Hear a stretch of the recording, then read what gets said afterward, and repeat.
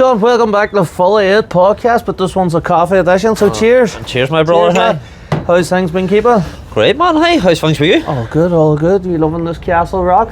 Hey, man. Hey, what best place could you be? It's Like, actually really nice, isn't it? It is. It's beautiful, man. There's a surf school and shop on there. Would you ever consider surfing? Funny enough, man. Hey, I was just talking about that to Patrick. I would love to try surfing. Have you You'd ever love tried it. No, I was in Newquay, one of the surfing capitals of the UK, I would dare say it is, or maybe even the world, you never know. But no, it didn't even appeal to me, to be fair. No, don't know. I'm not a big swimmer, so maybe that's the problem. Right, you're I not. can't swim. Are you a strong swimmer? No, but I'm always eager to learn.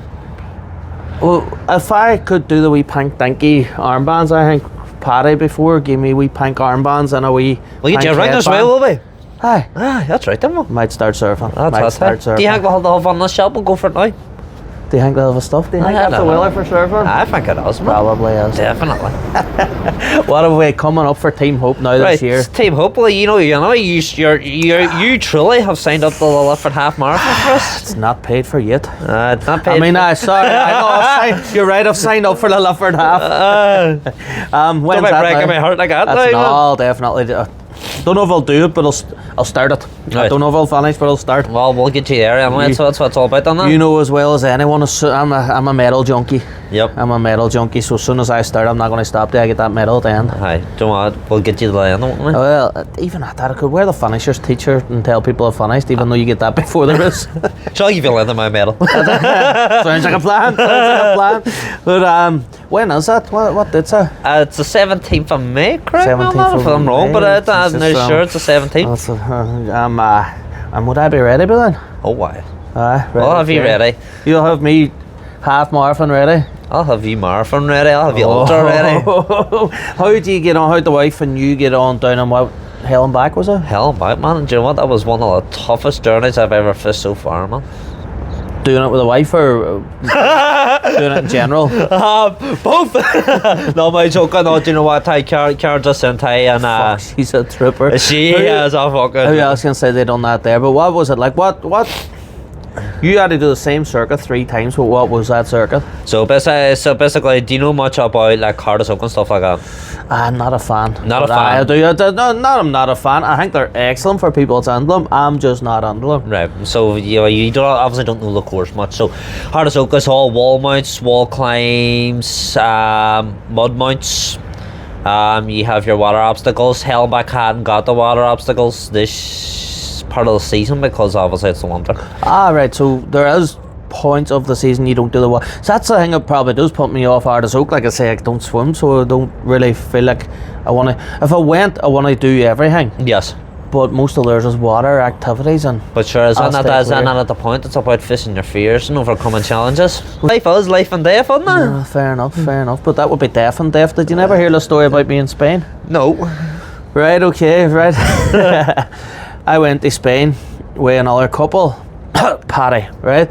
And someone, Paddy again, says that, right, you can go down that slide. See at the bottom of that slide, you can stand in the water, it's 100% your grand. He says, just slide down the slide and stand at the bottom. Right, no bother, I'm game for that. I'm up for going down the slide. There's not much to it. But I can't swim, so as long as it's only a wee stand and pull down the bottom, went down it and drowned. There was 5 foot of water above my head. He says, it's only 5 foot of water or whatever. 5 foot above my head when I was standing on the ground. So it must have been 10 foot of water there. And this wee Spanish fella, lifeguard, came straight in, had to pull me from the bottom of the pool out and pumped my chest. And I coughed up the water and came round. He says, you know swim? And I says, no, I can't swim. I said, you know swim? He says, you said to me, I catch you. And I says, I'd rather drown. But no, so that's my experience with swimming. I just cannot swim. And if it wasn't for that Spanish lifeguard that day, I would have drowned because my wife swam away, Patrick swam away, and the other girl that was away swam away. So I was just lying at the bottom of a pool. But no, what you say was on them obstacles and the hill and back then. So you go on, and what is the first thing you have to do? Right, so for first thing anyway, you get to your start line anyway. They had this big ring of hay bays. That was their start line where it was basically a warm up, your hype up. Then the bell rings, they let you go. First thing you climb over is the hay. You literally run down a field. It's like I don't know if you ever watched the beginning of House on a Prairie when they're all running down the field or tumbling down it. Let's pretend I did. We'll just pretend you did, okay? So that's your first part. Run down the field. Your first thing you come to is the wall ones. So you have about 5 foot walls, one after another. There's about 10 of those. Right. Can you do that wall yourself, or are you helping constantly and pulling? And Oh, definitely. So me and Karen had a strategic plan. So the first time we kind of went over ourselves. Second lap around, then we helped each other with the obstacles. So there was enough left in the tank in for the third, and then the third then was the survival of fittest. Then it was did you or did you not have a problem going on to the third? Oh yeah, definitely. What was the problem going on to the third? I'm sure it wasn't fatigue at this stage. No, it was not. No. What was your biggest problem going on to the third? Being stopped? Aye. Or trying to be stopped? Trying to be stopped, but you know how TeamHope rolls, like, you know what I mean? Well, if we sign up to do a challenge, we are not stopping. You're finishing. Who'd you have to threaten? I didn't threaten nobody, you know what I mean? I think it was more that there was a crowd building up and a lot of angry participants. So he felt threatened and he kind of let us go. Well, but no, that'll work. To be fair, the guy was a gentleman. He was pretty sound about it, and he was like, just go get it done type of thing. So we did, and as I was saying, you track down the hill, and then they start bringing you up the hill after all these. You have tire walls, tires all over the ground. Like I said, you have your mud mounts where you're up and down constantly. Then they start trekking you up through a forest trek, which leads you up a mountain towards Wicklow Mountain, or whatever they call that mountain. Good thing if you want to get a good eye on the track. Have you watched Ireland's Fittest Families? No. Watch that. It's all on Hell and Back's track. It's actually really, really good. So did you watch that before? Did you take Oh no, we actually, or did you only know after? We didn't find out about Irish Fittest Families until we were actually talking to people in Wicklow in the hotel, and they were like going, did you watch it? That's where it is and stuff. So me and Karen kind of watched it the night before, and we're like, oh, what's going on here? No, you know what? It's too late the night before. You should just watch it the next day. Yeah, you know what I mean? So don't do it the night before. You get these beautiful sights under the pressure, the extreme pressure of your legs buckling beneath you, you know what I mean? So it's a surreal feeling. Then once you come up the hill, then they have you and these pipes that's kind of buried in the hill, tunneling like a, I don't know what you say, like a tunnel rat. Like a sewer rat. And for a sewer rat. So you actually have to go through the tunnel? Through the tunnel, like this is like, you know, where you're up on, this is where you're not like, you know, up on your knees crawling like a baby. This is like on your tummy pulling yourself along. So a very tight. Very, very tight. So if you're claustrophobic, claustrophobic or big boned like myself, you can't do it. Is that what you're telling me? I would say, well, I wouldn't recommend. Well, if you're claustrophobic, I suppose it's all about facing your fears too there. So see if I went through something like that there, would they have to go to the other end with a toilet plunger to get me out? I don't know, maybe some butter or something. I don't need it. It sounds actually scary on its own for some people, isn't it? I'm not claustrophobic myself, but to be fair, I found it about intimidating, especially when you were halfway through the how long's that? Or how? I couldn't give you a precise. Roughly what time does it take you to get through it? Are you chatting 5 minutes, 2 minutes, half a? See, to be honest, time seems to slow down when you're on it. So it's like one of them ones, like Peaky Blinders. You see this tiny hole of light way off in the distance, and by the time you're on that third lap, there you've very little steam left. You feel like you're never getting out of this, and you have a crowd of maybe 20, 30 people trying to squeeze up the same tunnel behind you. Oh right, okay. Pushing you on or screaming at you to so they don't give you a good gap or anything like that. It's just you make it there and you go there. It's just everybody pile on, just smell your man's feet in front of you, just or fart, whatever you prefer. Did you or did you not fart in the tunnel? No, but you know what? Next time, there's always next time. They thought of every sadistic thought of how they could punish somebody during that track, like. Right. and that's only going up, so that's not even you at the 5k mark. Like these laps are 7k at a time, right? So that's not even you yet. I don't think you were at the 3.5 kilometer mark at that point. And then what do you have to do? You get out of that tunnel. Where you go into the tunnel, you start working your way down the hill. But they have Ireland's finest Irish army waiting for you then. Nothing but the best troops. Nothing but the best troops. Apparently they're peacekeepers, but were they peacekeepers this day? Not a fuck, were they? So what were they doing to intimidate you? So basically they had that, what do you call that, where they have the tires set up on the ground. what would you call that? Like just an obstacle course with tires. I would say. basically, like, you know what I mean? Hopscotch with tires. Hopscotch. Hop, skip, and jump the other way. Aye, basically.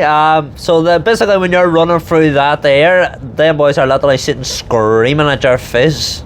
Right. They hurry up or all sorts of verbal abuse. Just being at school, getting bullied again, basically. Wouldn't know, I was always a bully. The minute you step foot out of that, then you were told or demanded to grab a log and start running with it. Yeah, they run with a log. Oh yeah, And they run. did it matter what way you were holding the log or where it was, shoulders, under arms? How big's the log each chatting? I mean, this long, that fuck, you know, this is heavy. This one. Is this a kilometre you're going for, or? No, I would say it's on about like 500 meters, like. Aye. Roughly. Why wouldn't you go to a kilometre just? No. I don't know. Roughly, I don't know. That's off the top of my head. I'm good with distance like that, No. But see, if it's long enough anyway, Aye. then you're followed by then barbed wire crawl. Then where you're under the barbed wire crawling through that. They had smoke machines, which was pretty cool because if you wanted to be in the army, this is kind of giving you a slight picture of what it would be like. So after this, do you want to be in the army? Oh yeah. All right, okay. Sick man. Oh yeah. That's what it's all about, man. So that's basically it. Then you're coming on down. It's a lot of dirt paths. And then you have that's what's on. It's like it's on a pulley system where you're pulling a log up to as well. You have to do that 2 times. Move on that. It's more than mud mounts. Then as you're going uphill again, they start taking you back. Basically, while all the track is up and down, it's like a snake. So they have you going up a hill, down a hill, up a hill, down a hill, and in between all that, there's obstacle after obstacle after obstacle. So you can imagine, like, you know, how you feel after the first. When you got out of the barbed wire, what do you say you're doing? You're doing a lot of trail running down in the forest. Then, sorry, I'll backtrack. Before you get you do the trail running, then it's logs on a pulley system where you're pulling the logs up on a pulley, if you can imagine. And where do they have to go there, or you just have to? They have a frame nearly and drop it. So you're doing that twice. Logs, their telephone poles cut up, if you can imagine. Right. So then it's more trays, more mud mounts as you're actually going up a hill, and then they have this on a hill where it's a fish net that's tightened to the ground, so you're basically using all your strength. They push this fish net up while you crawl uphill. Right. And is that the end? No. I'm tired listening to these, so keep going anyway, but... So they have this part then when you come down more hill, and it's called Sniper's Alley, where luckily, and the June one that I heard, they have a team of airsofters right as you run through the forest, and they just unleash every BB that they have on you. And what did you have? Luckily nothing. No, it was a lot of bog. They had it all swamped out with bog, and it was like ropes, if you can imagine, like, you know the lasers, and like you watch like a bank heist and they have the red lasers on it was rope. So you were just getting basically tangled up trying to moving and manoeuvring through this stuff. Like taking a birdie. Oh, a wee birdie. So you went through the net then? Through the net, down through Sniper's Alley, where they had all that tangled rope, and then they had these, I would say, 10-foot walls that you had to run and basically hope that there was somebody at the top to try and grab their hand. They pull you up over the rest of the way. Do you mean like a stranger to help you up nearly? Yeah. So someone that's actually doing the course to help you? Somebody that has more spring on their feet than I had, anyway. They pull you up the rest of the way. If not, it was basically you just kept trying until you got it, or else just walk around. And that was you then back to the start, was it? You had a couple more tunnels to crawl through, and then a couple more tunnels before the start. A couple more tunnels, and that was your first lap. That's only the first lap. You had to do that 3 times. Yeah, man. Yeah, for 21 kilometers. What? 21 kilometers? Aye, so all 21? Oh, yeah. No, you're alright. I'm tired listening to you. Nah, do you know what? Hey, it was fun. Hey, it was an experience, and I can't wait to go back again. You going back in paintball season? Or airsoft season, should I say? June, I would definitely like to go back in June. Well, see these people tells you Hyrox is hard. What would you say to them? I'd say try Hellenbach first. What did you feel like the next day? I know after running or after a long distance run, you'd be hammered. Yeah. Something like that there is really going to fatigue you. What do you feel like the next day? Deaf, man. Only that army could have put you out of your misery kind of thing. 100%, like, you know what I mean? I done Belfast Marathon, right? I done a thing that I like to do religiously, and I winged it. Could you wing us, or would you need to train? I would highly recommend training. I would highly recommend it. They reckon they highly recommend training for a marathon too, but Now, mind you, there was I don't people see it. on that course, and you know they weren't, you know, athletically fit or anything, or hadn't any training behind them. And you know what? I suppose it's all heart. It's not a race. People think, you know what I mean? People go on these things thinking that they're races. They're not. They're actually challenges. It's all about pushing yourself. You know what I mean? It's. I went the jungle NI for a stag do it was, and done the Rampage, is it called? Rampage now. The Rampage is one on the bucket list I want to get done. Doesn't sound as hard as what you done, because we went in the stag, right, and this boy booked it. The boy that booked it for the stag thought it was something else. Booked the wrong thing. We weren't there for like a hard going event. We were kind of there for something else, and then we showed up and your man's like, has any of you trained for this? Obviously looking at the fat man, and there were me and two other boys, right? They were looking over at us saying, if these boys trained to do this, and we were like, no, we're just showing up for a stag. We thought there was going to be alcohol involved. And he turned around and he says, no, most people, when they book us, he says they normally put themselves through 6 weeks of training and then come and book us. And so none of you train. We were like, mm-mm. And we went and we gave it a good go. Like, there was the only thing that it didn't do in that was the only water obstacle they had. They had like the big slide that kind of curved at the bottom and threw you way on out. And I say, nope, not happening. Right, so what I hear is you're joining Heart of Oak Wilson, you're fishing a couple of stuff else. No, come not on, Heart man. of Oak. You're not talking me on the Heart of Oak. I think I could, you know.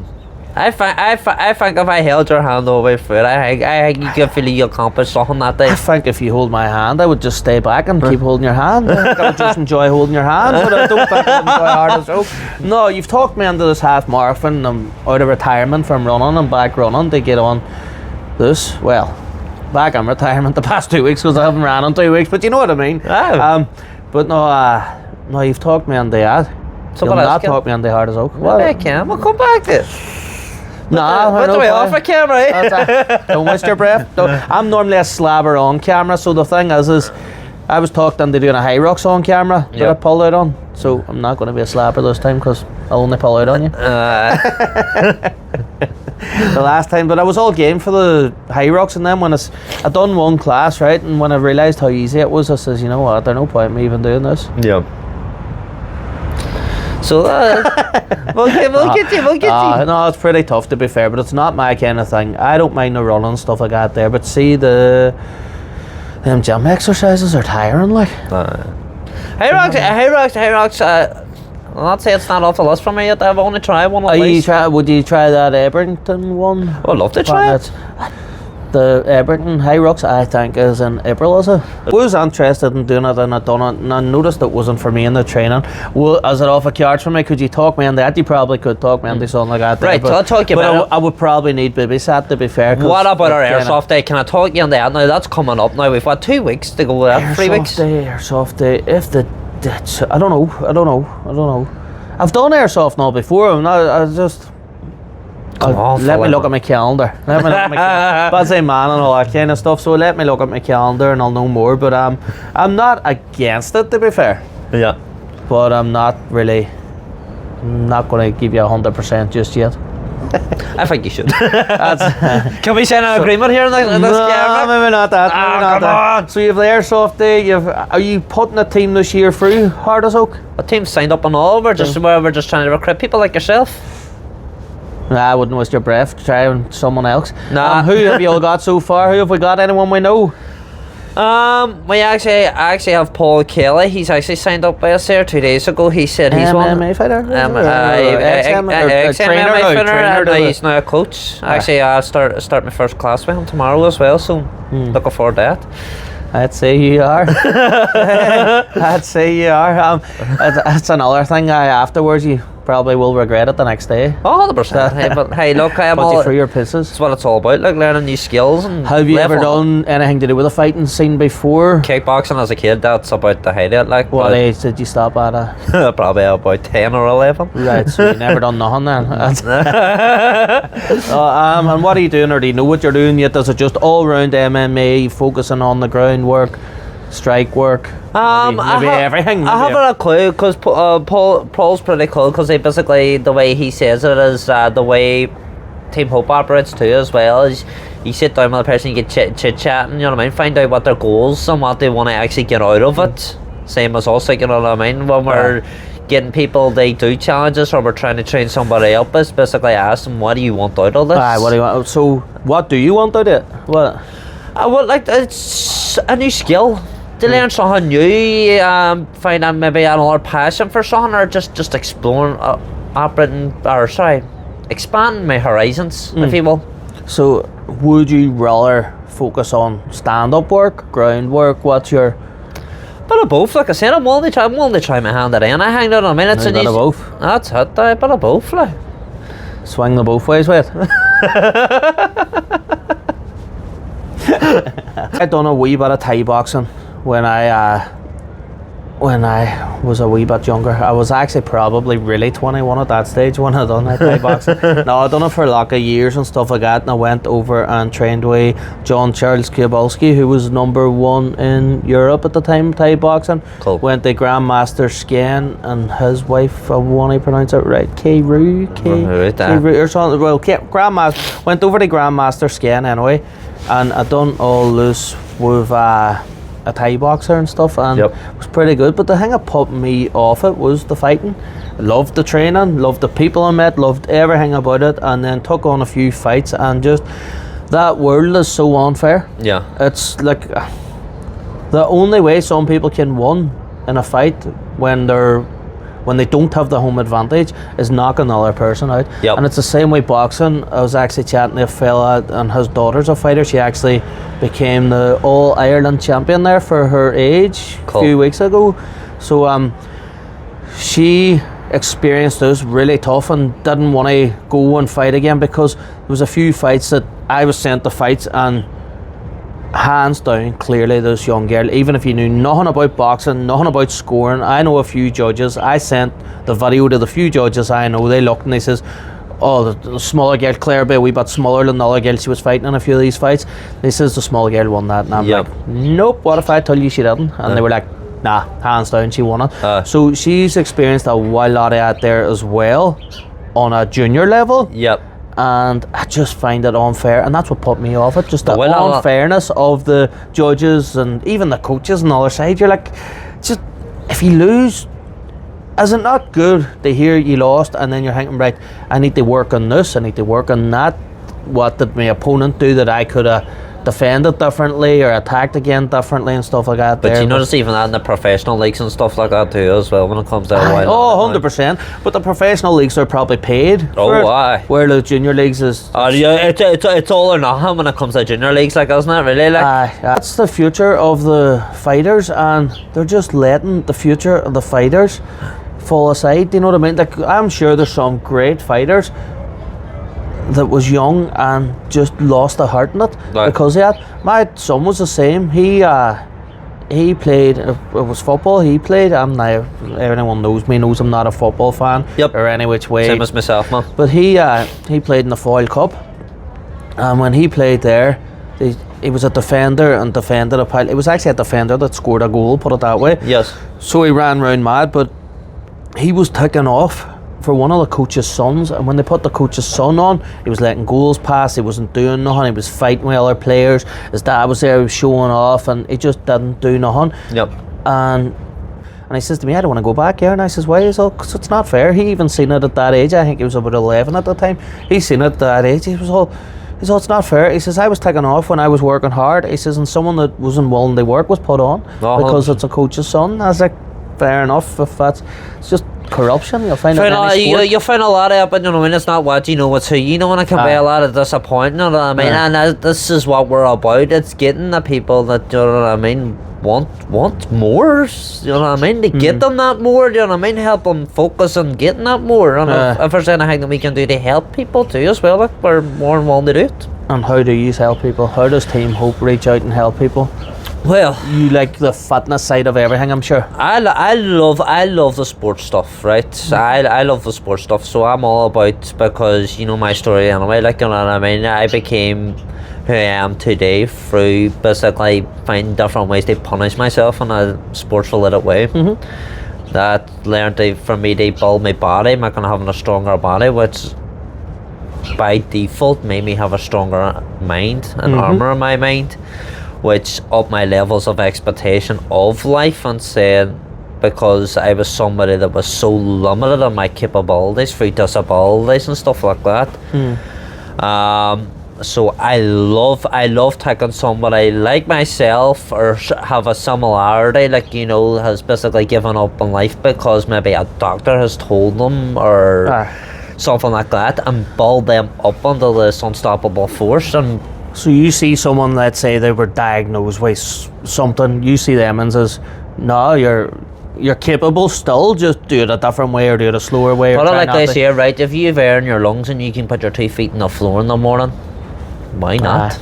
Well, true. What started you off thinking that way? Did you used to lead the pity party and have the feel sorry for me? Of course, man. Like, you know, I said to somebody there recently, you know, basically my life before TeamHope was literally, now let me paint this picture for you. I had a wife, I have 2 kids, I was, you know what I mean, car, house on my head, everything was more than enough to be perfect. But I still wasn't happy, because I still wasn't truly loving with myself. I was literally sitting day to day, you know what I mean, on my phone, doom scrolling through TikTok, and just living my day, just day in, day out, same routines. There was no ambitions there, it's just after true potential or anything. Because I was given a label that basically that this is how your life is, and this is how you should basically live it now, because of what you have. Wrap yourself in bubble wrap. Basically. You know what I mean? That wasn't enough for you, so you wanted to push for it. It's not that there. Because I've told you before, I was a kid that suffered with mental health since the 8 years old, depression, because of my childhood illnesses too as well. So that really deteriorated my mental health at that point, because it was just the same day. The human mind's meant to be tested constantly. What would you say to someone that's sitting in the house doing the doom scrolling and not testing their mind? How would you get them from that sofa to thinking differently? It's not me. No, this is what I love. I can help people with tools and techniques, but they gotta do all the work. I can literally, like, I can be that person, that shoulder to cry on, or ask for help or stuff like that, but you have to do it yourself. I had to do it myself. Do you have to want something like that, or with every breath, man? With every breath, you have to want to be better. You have to want something different. If you don't, if your heart's not fully in it, it's not going to work out. Fair enough, like anything, I suppose. That is. How are you getting on with ice baths and saunas now? Do you think introduced to them? I see a wee bit of an addictive personality, should I say? Oh man! Anytime I'm chatting, I was down at the thermal spa last night, so you're hooked now on ice baths and saunas. I like it, right, because last time I was chatting, I was talking about, you know, excessive exercise and, you know, like the 10 miles a day and stuff like that. That, in a way, also, like, it built me to who I am and what I'm about now, but also caused a lot of injury. So there, you know what I mean, wearing down on muscles, ligaments, stuff like that. So now I'm playing it smart this year, and I'm getting a lot of recovery in between events, because obviously, you know yourself, we're building our events up and stuff, so that's a lot more physically demanding. So I suppose in a way you have to be smart, you have to play it smart too as well. So the ice bath, to answer your question, yeah, I'm loving it. I'm loving it. Many times a week are you doing it? Right, and I'm between 2 or 3. Yeah. You know that's not normal. There probably is, isn't there? See the person that would turn around and tell you, oh, I can't go to an ice bath, I could end up with hypothermia. What? what do you think of that bullshit story? I've heard that a lot. I've done the ice baths myself, don't get me wrong. Last time I went there, I used to do 10 minutes in a cryo bath. Now I can't do 2 minutes because it's something that needs retrained. Train your brain yet again, and that's what it is. Your brain is just telling you, get out of here, get out of here, get out of here, and your body's saying, don't. Can you say bitch up on a podcast? Go ahead. Bitch up then, that's basically it. Just bitch up and get it done. Like, what I love, like I keep saying it again, like what I love about this whole new way of life and the whole way of thinking, you will not know the outcome until you go and do it. So it's basically just go, just throw yourself into something different. Would you say an ice bath is mostly in the head? No, it can't be physically because, like, you know what, it's but like you said, in a way, in a lot of ways I will agree with it. It's a mental battle, but everything's a mental battle. Getting up to make yourself a dinner can be even a mental battle for some people. Like. Yeah, well, true. And what's your trick in doing an ice bath? Are you breath works? Are you just get it done, or are you I'm here, it needs done, or what Pat's Adventures had taught me a good trick. Now, before I walked off time, which is it was harder to build yourself up, but our Pat's Adventures here, he did teach me about count breaths instead of seconds. Counting breaths slows it down, so then it came like just like the gym, a repetition, where you challenge yourself while you're on the ice bath. So instead of you go from 5 breaths, then go, do you know what, I'll stay for another 2 breaths, I'll stay for another 3 breaths. Make short goals, all them short goals. Every time you achieve it, it ends up on the one big goal. And the breaths we're chatting, is it like a 5? No. What are we chatting? Slow and controlled. Go ahead. Do you do a hold before you go out? No. You should go to Focus Gym down in Dungiven. Focus Gym in Dungiven. They have a place out the back. Valhalla, is it, or Valhalla? Valhalla? It's Viking kind of name. I know what Valhalla is. You're a Assassin's Creed. No. But he, Connor, you call that man, and he's a genius in breathworks. Yep. He's a genius in the ice and stuff like that there. I think he was in the ice that long. I don't want to say anything wrong, but it was either his liver or his kidney was shutting down and stuff like that there. Right. He done it for charity. He done like I don't know many hours he done. 21 half in it then? 21 half it? Aye. Have you got introduced to him? Aye, she says to him years, have you watched a few of his swings? Love him, man. He's mad. He's mad. A man that can go under the polar ice caps, his retinas freeze and comes up and has to thaw out his eyeballs. What's this while I'm going up Everest without a top? Does it constantly. He actually takes groups up Everest. But he don't have just a pair of shorts, man. Shorts and shoes. Sandals. He only wears sandals, so it's hilarious. But he is a different league. But just some of the stuff that he's done. Getting the E. coli virus with him and a group of people that never done breathworks or nothing before, he was able to. Do you know why they done that? Do you know why they actually done that though? The group of people then, because they tried to say that he was a part of, like, basically a genetic freak, that it was just all on him. It was all on him, and then he came back in with a lazy excuse for people. It's an excuse I use a lot. Oh, that boy's got talent. No, he doesn't. He's actually put on a lot of work and energy for that craft that he's doing, no matter what it is, whether it's a sport or whether it's whatever. But you can turn around and say, oh, he naturally has it, but he doesn't. Most of these people have it because they've worked for it, and he's the same. He's actually stumbled on something that was genius, and it's worked, and it's known to be working for everyone. It's definitely coming back, and I think it's at a good time, because especially after COVID, you probably know yourselves, like, excuse me, that a lot of people found their depression and a whole way different life, like, and it's about time that people started taking control of their own lives again. Any marathons coming up through TeamHope, or just halves? Would you ever? Just halves at the moment. Have you done a marathon since the last we were chatting? I still haven't got the marathon, but there's I'm talking about a couple. I know, 100%, man. I am. Hey, believe you me. You're trying to talk me into doing this hard as oak.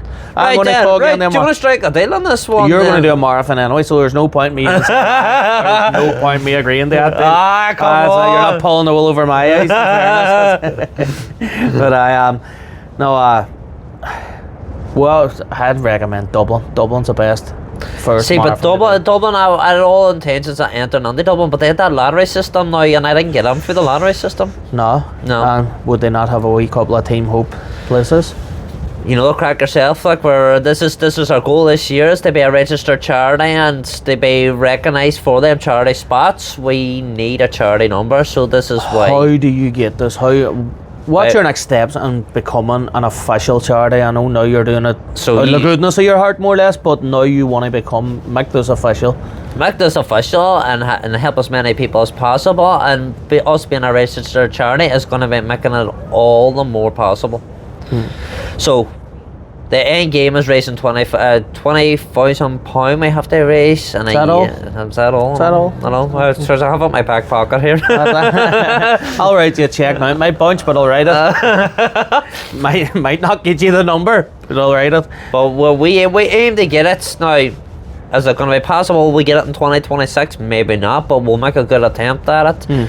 But the more people that knows about us, and the more people help get us shared and get the word out there, it will become possible. And we're not going to give up until we get it, because people need us. Well, tell me now, what is Team Hope's message for the world? Heroes overcome obstacles and push to evolve. That's our ethos. Heroes Overcome obstacles overcome obstacles and push to evolve. and push to evolve. Be the hero of your story. There we are. Be the hero of your story. That's directly from Team Hope, Sean. Thank you very much yet again. Pleasure, brother. I wanted a wee clink.